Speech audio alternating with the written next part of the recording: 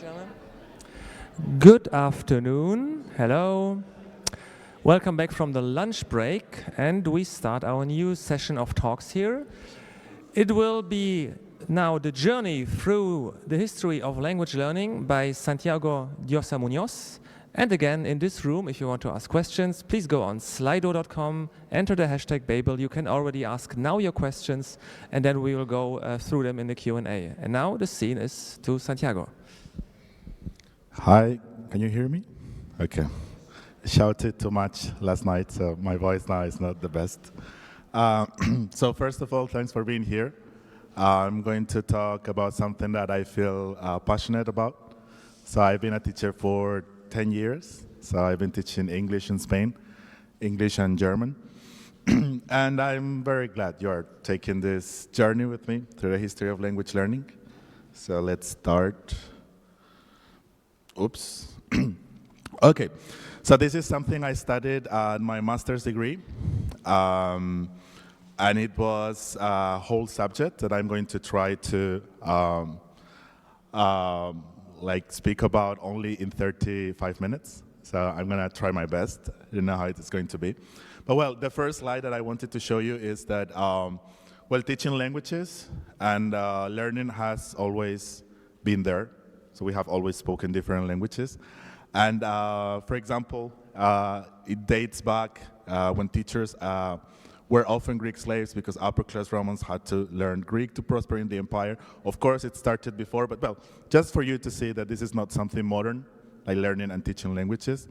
But I'm going to try to frame it in the last 200, 300 years. So not from the Romans, don't run away. So yeah, I'm going to be focusing on three things that are linguistics, psychology, and anthropology. So if you keep those things in mind, those are the things that I'm going to refer to speak about language teaching methods or how languages have been taught. Okay, I have some sentences I would like you to think about. So the first of which is, it is important to speak a language without making mistakes and beautifully. A language is a set of grammar rules and vocabulary. If you learn them, you will be able to communicate. And grammar is never a goal. Do you agree with these sentences? No? More or less? Okay. Well, it depends on the person, right? Learning languages is very personal. So, it depends a little bit. But well, we'll speak about it at the end of the presentation. So, okay. So there are three ways of teaching languages that are the most common ones, and they are in chronological order. So you have the traditional teaching methods, the structurals, and the communicative ones. And they are not only one method, they are like the same methodology, but sometimes they also have like different ways to divide into, so to speak. So you can keep this slide in mind. I will refer to it afterwards. So I have a question that I would like maybe a person here to answer. How did you learn Latin or ancient Greek at school? Did any of you study Latin? Wow.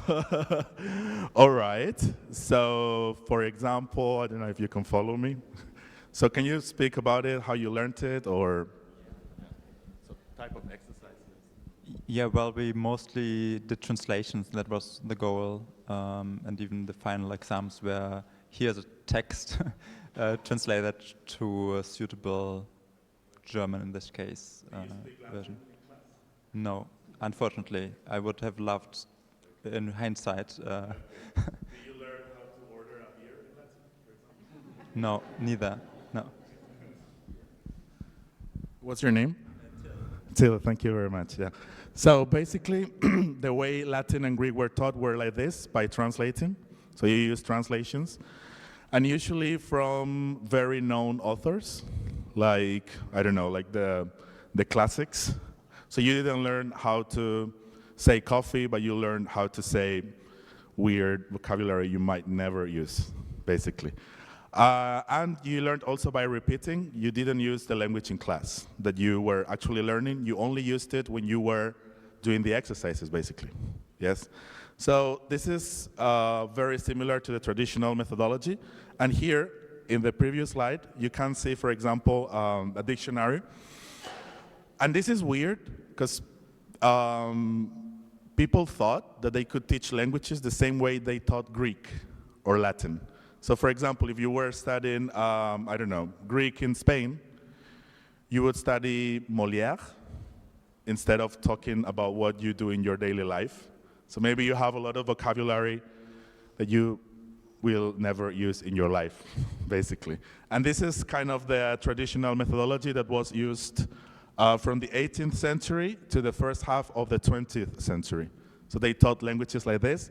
So authoritarian teachers, the teacher told you when you could speak, and the teachers were the source of wisdom. So we were the ones who told you what was right, what was wrong. And translation, grammar is a goal, basically. So when you studied maybe, when you had an exam, you needed to complete the gaps, and that was like how well you could do doing that was your marks. So not what you could say, because you couldn't say a lot, basically. And target language wasn't used. So you learned, I don't know, French, but you didn't speak in French in class. You just read it and translated. Yeah. It's not very difficult to know why this didn't really work, right? Yeah. So no communication skills were practiced, and based on formal language. So not like really useful stuff that I would never teach something like this unless I wanted to traumatize my students. So yeah, but well, history is nice because it helps us understand. Something happened that changed the whole picture. So it was the immigration to the US in the 18th, 19th, 20th, and 20th centuries. So there were a lot of immigrants from Germany, from Ireland, whose first language was maybe Irish, and they, on all other countries from all over the world, I guess, and they just were there together. So they needed to learn languages, right? So it was something that they needed to do, not just, because when you think about learning languages, this is not something, I said before that it's something very old, and in some parts of the world, you know that people are bilingual, so, but traveling wasn't something very common. People were born, and they stayed where they were born. Only a few people could travel and change countries, and it's not as easy as it is right now, right? I take a plane, and I'm in Spain in 2 hours or 3. So, yeah. So I don't know, have you ever heard of this guy? Yes? All right. His name is Bealitz. So I don't know if you've seen schools called Bealitz. Have you ever heard of them? Okay. So it comes from here, right? His parents were teachers, basically. He was a German immigrant in the US, and he realized that the traditional methodology didn't work. So he created his own schools called Bealitz. And basically, he had good intuitions, because when your parents are teachers, you learn some things, right? So he kind of created his own schools. And these are the principles, more or less, that were used in his schools. So only target language used, native teachers. So if you were, I don't know, teaching Spanish in France, you needed to be from Colombia, Spain, or Mexico, so you needed to be a native speaker. And communication was first, and grammar was secondary. So grammar wasn't really taught. Like, today we're gonna learn the present simple. Yep. I don't like saying grammar wasn't taught, because every single sentence I say is grammar. So grammar was taught without people knowing. It was taught, basically. And translation was never used. And grammar was hardly ever explained. For example, if I wanted to teach you vocabulary about food, I would learn or I would bring with me pictures, and I would show you, oh, do you like bananas? And you see a picture of a banana. But I don't tell you, banana is in your language. Yes? Have banana? Good. Prepared? Good. This sounds quite good, doesn't it? It makes more sense than the thing before. But there's a problem. Do you remember the first slide that I showed you before that there were like three methods, so to speak. So first one was traditional. The second one was, do you remember? Structural. And the third one, communicative. This wasn't included there. So you might wonder why. Okay. I like this passage from the, do you know this book? Yes? Okay. So I'm going to read it because I think it reminded me of Berlitz. So I have serious reasons to believe that the planet from which the Little Prince came is the asteroid known as B612. This asteroid has only one been seen through the telescope. That was by a Turkish astronomer in 1909. On making his discovery, the astronomer had presented it to the International Astronomical Congress in a great demonstration. But he was in Turkish costume, so nobody would believe what he said. Grown up are like that, aren't we? Fortunately, however, for the reputation of the asteroid B612, a Turkish dictator made a law that his subjects, under pain of death, should change to European costume. So in 1920, the astronomer gave his demonstration all over again, dressed with impressive style and elegance. And this time, everybody accepted his report. Why didn't anyone believe him the first time? So you have an idea?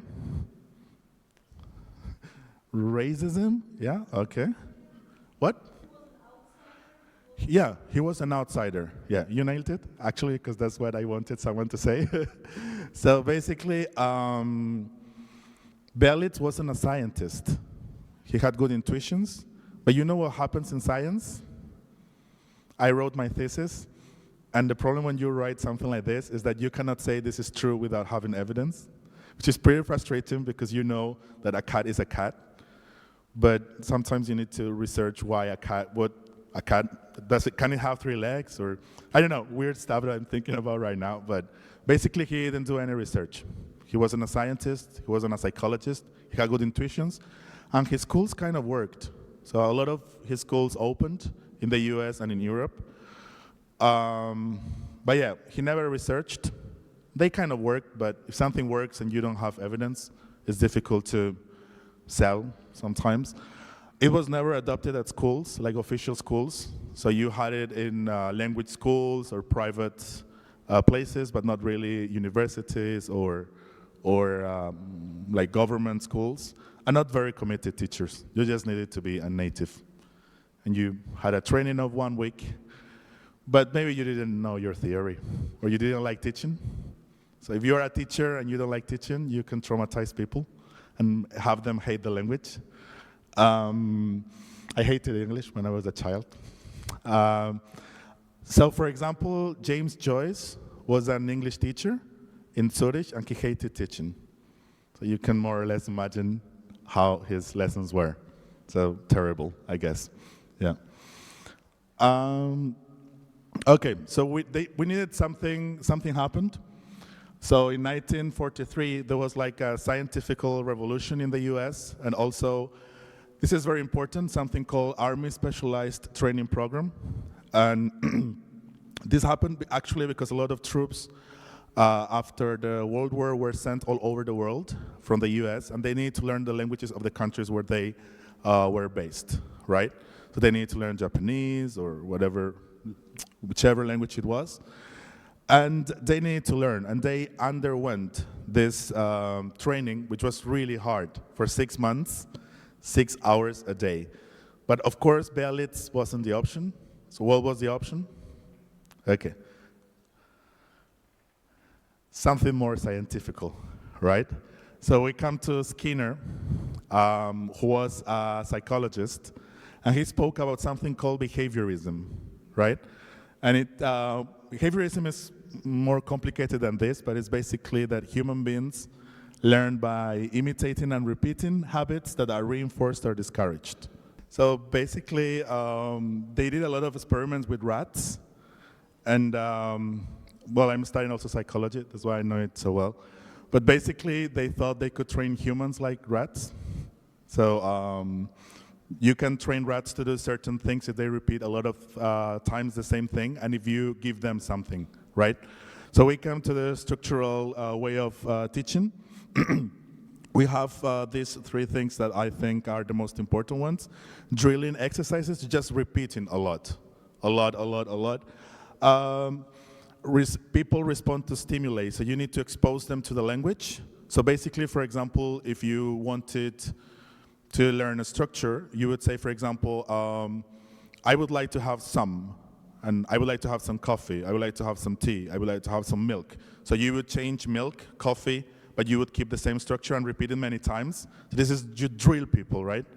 This is sometimes used right now in your classroom. I don't know if you are in a classroom right now. And languages are considered structures, basically. So you need to learn a structure, right? Like mathematics, you need to learn like different parts and put them together. And people respond to stimuli. So basically, it's like rats. You teach a rat how to do something. You can also teach a guy how to do it. Yeah, and this was very, very popular from the 40th, 70s, or 20th century. Even if you have an old book, like from maybe 30 years ago, or 40, you can open it and you can see like the structural stuff there, yes?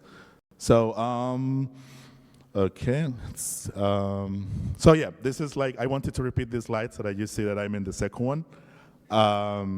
And there are some problems to this, basically. So we have this girl here. She's learning English as a first language, and she said something like, I've read it, my book. How can you repeat something you've never heard? Have you read it, but from an adult? So what's going on here? Yeah, some people might say it's overgeneralization. She's learned the pattern, and then she applies the pattern to the language she's learning, right? And this is true. But that means that we just don't repeat like parrots. We are not parrots. You can teach a parrot how to say some sentences. You cannot teach them to speak, right? So the structural thing doesn't work like so well because we also combine stuff and we create new things. Of course, from a structure, but yeah. And we come here to Chomsky. I guess you know Chomsky. He's still alive, so really interesting person. He is also a linguist. And what did he say?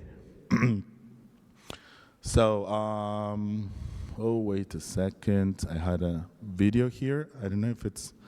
I'm going to show you just 2 minutes from this video. I don't usually like talking on behalf of people, but showing, I think it's better. Okay, let's see what Chomsky said. There are a good many people, specialists in the field, as you know, who believe that language is simply a matter of training, that a child can be trained to speak, and that there's nothing unique about this. You, I know, feel that there's something more than simply training. Why do you feel that there's something more to learning language than simply training? Well, first of all, it's worth mentioning that most overwhelmingly people learn language without training. I mean, if you simply immerse a child in a situation in which language is spoken, he acquires this system. But it's more than a response to the stimuli of the person around him speaking? Well, the most obvious and sort of gross fact about language, which shows that, I think, is the innovative, creative character of it.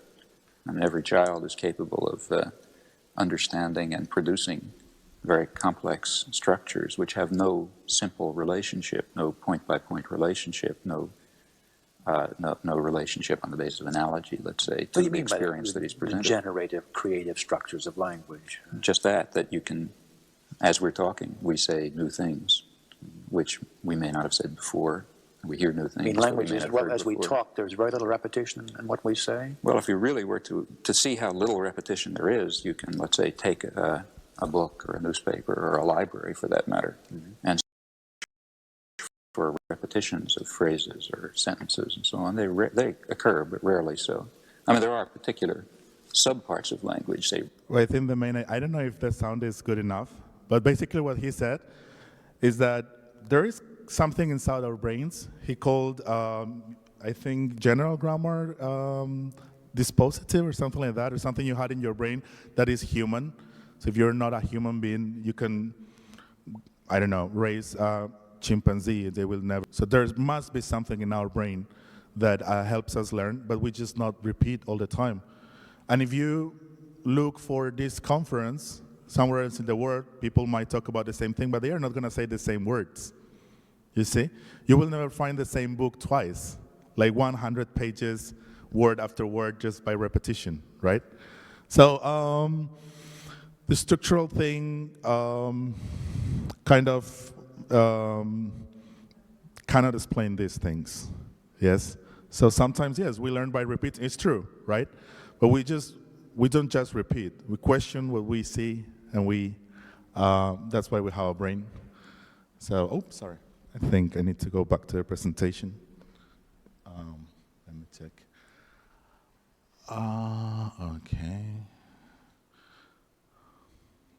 Okay, let's see.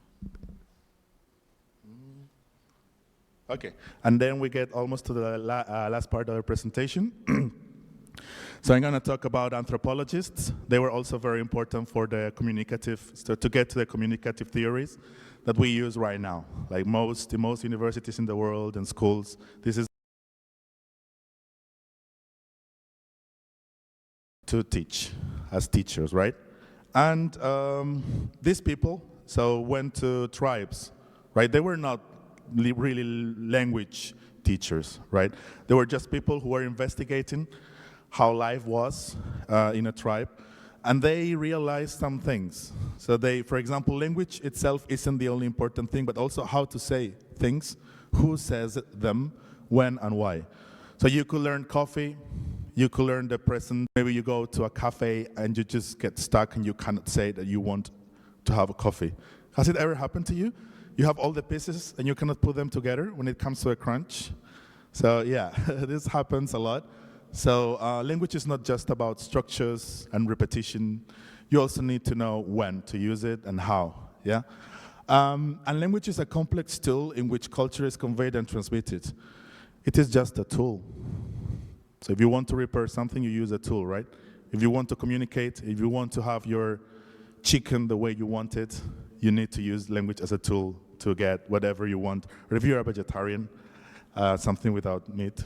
But yeah, so basically we come to communicative competence, which is weird because it is related to language and at the same time it's not so related to grammar. So this is what you can do, right? Yeah, in the language. So, and we come to this anthropologist, American anthropologist called Del Himes. So he investigated about these things and he came to these conclusions. So grammar and vocabulary does not guarantee successful communication. Yeah, you must be able to use language properly. I have a lot of students that are very good at grammar and then they just kind of order something at a restaurant and you're like, wow, so it's weird because sometimes you think this is enough, but it's not enough. And communication or communicating is a complex process in which you resort to many different abilities, paraphrasing, gestures, and silences. So in a language classroom, we also teach people how to, for example, move their hands or their heads, right? For example, if you learn Greek, you know that you say no like this instead of like this. And you need to learn those things, right? And when you have an exercise with another two students, everything is all right. So they use language, but they can also they can mime, so it's not only just about language, right? And in some languages, moving is very important, like in Italian, but in others, it isn't so much, and you need to teach those things as well. And it is the ability to be successful in communicating the important thing. So basically, the important thing is that you can make friends in Spanish, not that you know the present people in Spanish, which might be also important. Of course it is, but yeah. And it is based on what you can do, yes? So that's why, okay, I wanted to give you an example. This is from one of the books. You will see the sources at the end of the presentation. So my teacher told me an anecdote. Basically, she had a Japanese student, and her student was C1 level. You know, Japanese people are very, very kind and usually nice, polite. And she wrote a letter that was perfect in Spanish. And at the end of her letter, she wrote, "Ayúdame cuando se lo pida," which means, help me when I ask you to. This sounds horrible in Spanish. Sounds pushy. It's like, who are you to tell me that I have to help you when you ask me to. And then she learned that in Japanese culture, basically, sometimes you say these sentences, because when you cannot do things yourself and you ask for help, you put the other person on a pedestal. But this sentence was, grammatically speaking, is perfect. Is it good? No. Why? Because there's a context. And you cannot say this in Spanish. So it's frustrating sometimes, because some people tend to use the same structures in their languages, and it doesn't work. And this is why. Because society is complicated, right? Yeah. So you see something here, perfect, but it didn't work. And we come to the communicative theories that are the last part, and this is what we use right now, usually. So we have, for example, it's focused on what you can do. Different abilities, we have usually listening, speaking, writing, and reading. Open exercises, because language is creating. It's not just mathematics. It cannot be learned like mathematics. Some people do. And this is very general, what I'm saying. But yeah, and conveying is important. I know people whose English level is not very high, maybe B2 or B1, and they can have a normal life in English because they make the same mistakes and they never correct them. Well, correct mistakes if you want to have a good level, but if it's enough for you and you can have your life and you make friends and some people are not so interested in perfection, right? I am, but yeah. And anything can be used as long as it helps students. So for example, in the structural methodology, you didn't have open exercises. Do you know what an open exercise is? Okay. Okay. For example, you have two students and you tell them, oh, you're the doctor and you're the patient. Okay, and you have a stomach ache and you need to tell your doctor what happens to you. This is open because you don't have a structure you create. Of course, I might have helped you before, giving you the structures. Okay, me duele el estómago. So you need to teach those sentences, but you just give them the time and the place to be creative. Okay. So, and we come to the Common European Framework of Reference. I didn't like this at first. Before I started teaching, I was like, oh, this sounds a bit stupid sometimes, right? Because if you read the descriptions, like A1, A2, B1, B2, C1, C2, the descriptions are something like, is able to order something at a restaurant. It's like, how can you know if somebody is able to order something at a restaurant, right? Or is able to give a presentation in English. This is like this. If you read the descriptions, they speak about grammar a little bit. Okay, you need to know these structures, but it's basically what you can do. And I understood this years later. When I studied, there is no other way. How can you know what a person knows? Because if it's not knowing grammar, what is it? The problem is exams. Exams don't reflect this. So if you take an official exam like C1 or C2 that I took in English, it's a bit artificial. You don't go with an actor and go to a doctor and see, oh, how well you did. That's my idea of a very good exam, but yeah. And this is a traditional classroom. And this is more like a classroom that it is the one on this one here. Is the one that we usually are used to today. So the teacher is not the source of wisdom. Of course, we need to know the language, to speak the language well, but we are just facilitators in the classroom. So we give you time to think, and we are not the main characters of the classroom, yeah. So, and this is a book that I use to teach English, and you have there, it's based on goals. So basically, talk about electronic gadgets you use, and use the phone in different situations. So basically, they don't tell you present simple, past simple. They teach you what you can do. Of course, you need present simple or whatever but it's only a tool, because languages are a tool to be in a society. It's not just, some people love to learn grammar and that's also respectable, but it's not what most teachers should teach. Depends on what you're studying. And I was learning Russian some years ago, and here you have also the same example. For example, in this unit, you will learn how to respond to requests for personal information and some forms of courtesy. Yeah, of course, you learn also the present simple. I learned the present simple in this lesson, but it's not the main objective. And what should a language course include? So I've trained teachers as well. I was a university teacher in Colombia. I worked there for 2 years. And I've thought a lot about what it means to be in a good language course. And this is what I kind of, my conclusions. So syllabus based on needs and things you can do. I don't know, it's very exciting when you learn how to order something in Finnish. Oh, yeah, I'm ordering coffee in Finnish. It's like, you can do it, right? And teachers should not speak a lot, and lectures aren't a good way to learn a language, which is difficult sometimes, especially in lower levels, because students cannot speak a lot. So, and they need to hear the language, right? But in higher levels, I try not to speak a lot, which is difficult, because I'm Spanish. Okay, and you should feel free and not afraid of taking risks or making mistakes. Yeah, so your teacher should be understanding, not like judge you are not good enough. And it's difficult because some teachers are a bit old school. Yeah, but yeah, and you should find the course fun and useful. So you should learn how to say, if you're at a beginner level, you should learn how to say dog or cat instead of raccoon or walrus. So if you learn weird stuff you're gonna never use, it doesn't make sense. And yeah, these are some things you can think about. So if you want to ask questions, you can use the application, I think. I'm not a big fan of it, but well. Yeah, you can think about these questions if you want. And here you have the sources. If you're interested in learning more, you can also ask me. I read all those books in Spanish because I studied in Spanish. So anyway, okay, so thank you very much. And that was it.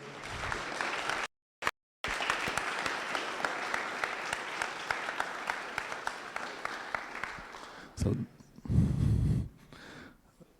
yes. We don't have a question yet, but maybe they just arrive. If you go on slido.com, enter Babel and ask your question. Then they appear there and our speaker will read them out and answer it.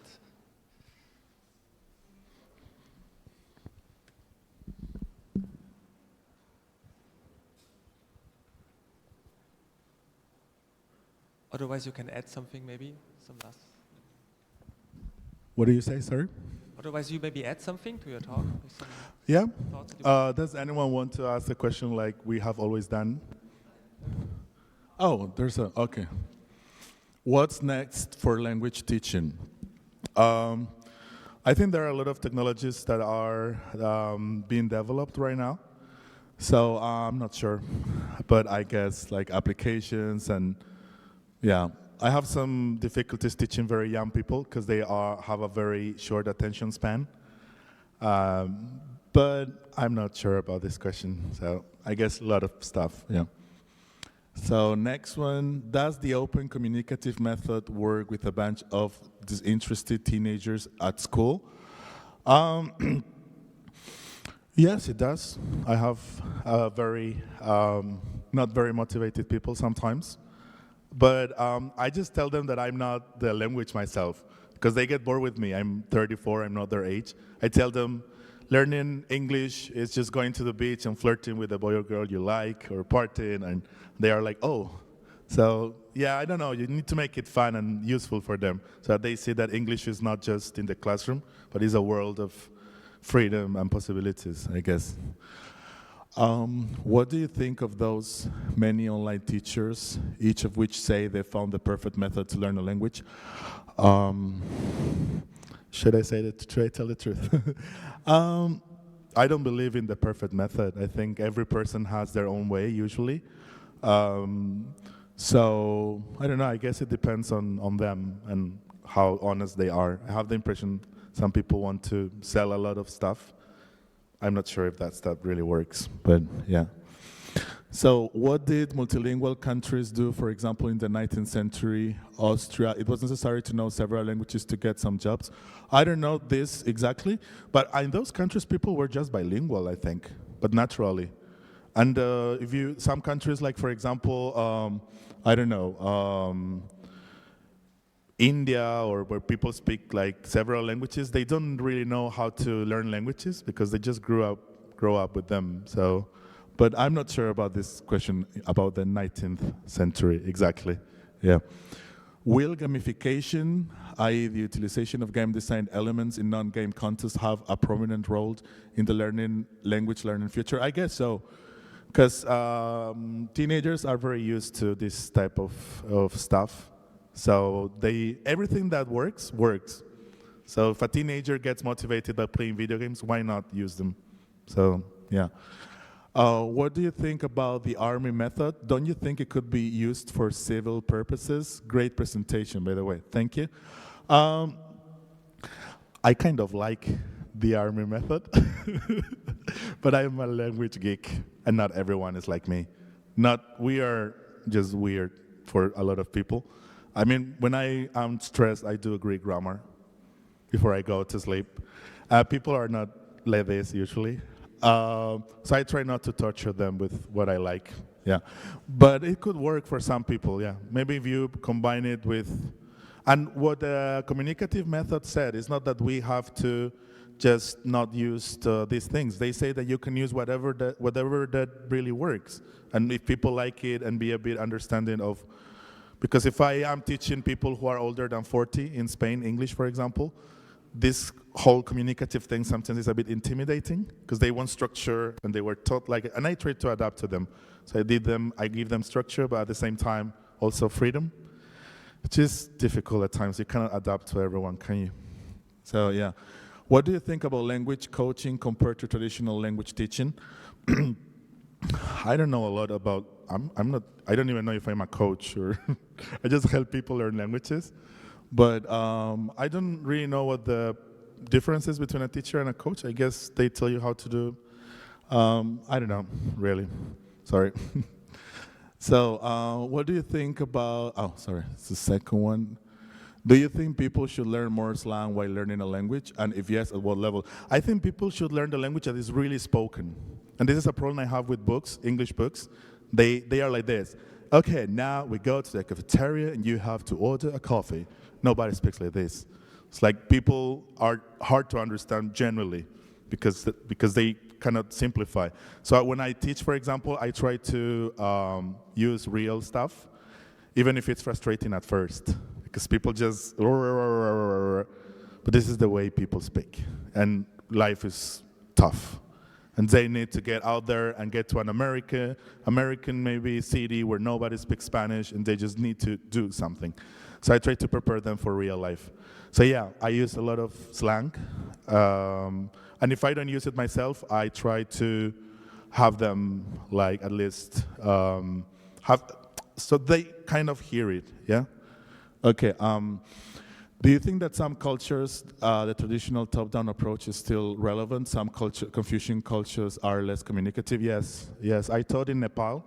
I worked as a volunteer in Nepal, and it was really difficult to digest because you had all the little children just sitting there, and you were here, and then all the exercises were like the training stuff.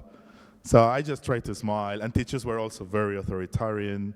That's not the way I am, basically. I love children, and when they monkey around, I think this is what they should do, right? But they do it in English. And yeah, in some countries that are not maybe fully developed or whose schooling systems are not maybe the most efficient ones, yes, they still use the structural and even the traditional stuff. The efficiency of the communicative method depends a lot on the learner's personality. Many aren't talkative by nature.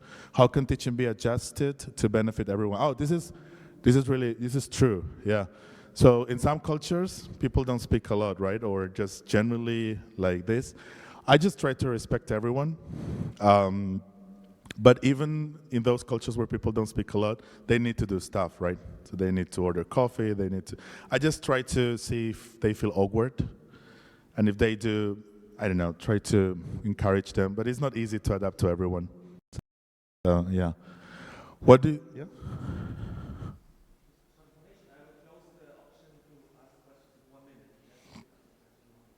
Mm-hmm. What do you think of the Assimil series? Where does it fit in the history of language teaching learning? Yeah, Assimil is completely structural. Yeah, I like it, but I get bored sometimes because I used a similar like four languages, 5 languages, and I just don't like it so much right now. The good thing about Assimil is that they give you a lot of input. So it's good to learn how to understand some things, but I'm not a big fan of Assimil. So I wouldn't use it in a classroom, maybe. Yeah. In your opinion, what is the future of language learning? I think people will still be people. So I'm not sure if we will change so much. I don't think it will be very different. People just will use maybe gamification or some technologies, but a classroom will always be maybe, yeah. So I don't think it will change dramatically. Yeah. Hasn't the universal grammar theory been disproved somehow with the Piranha language grammar? I don't really know the Piranha's language grammar, but it's just a theory. So it's not like 100% right. I think like all scientific knowledge, it needs to be proven and stuff, but I'm not sure about this question. I just don't know the Piranha. I don't speak Piranha, sorry. Thank you, it was interesting. We are very glad to leave now. Okay, thank you. It is better to write your own learning material or use textbooks. Their use in the classroom is limited to 20% under copyright law. I don't do my own material because it's a lot of work, and I teach 6 hours a day. I need to have a life. I follow the teacher's book, and they usually follow a communicative approach, and it depends on the book, but you can also adapt the book. If you see an exercise that makes sense, you just don't do it in class or change it a little bit. But yeah, I use books. I don't do my own material usually, yeah.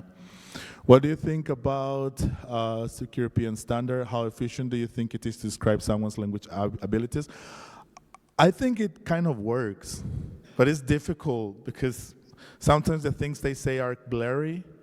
They are not very, very clear. Like, you can do this, but how can you? And the exams sometimes to get those certificates are not very realistic. I think you would need an actor to do the exam, and you need to do something, and I don't know. I have a different idea of what an exam should be. But if I have to recruit someone, I would trust a C1, usually, because I don't think a lot of people pass C1 without being able to communicate. But yeah, I think those exams should be improved, probably. It's also difficult to improve them. Any tips for encouraging students to use new structures in open exercises rather than falling back to what they already know? Yeah, you can show them on screen or write them on the whiteboard. Because, okay, you can use these 5 structures, because it's true, sometimes you teach something and you have them speak and they just don't use what you have taught them. So I would just maybe underline the importance of using the new structures by writing it on the whiteboard or repeating them myself. Yeah, so that's it. Thank you.